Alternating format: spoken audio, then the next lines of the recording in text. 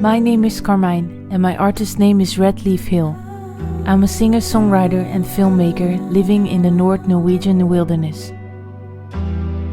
For me, nature is a magical place where I feel a lot of inspiration and appreciation. On November 18, I released my first EP called Sunrise. This EP is a small album with a collection of 6 songs. Songs about human relationships, nature, overcoming and wanderlust.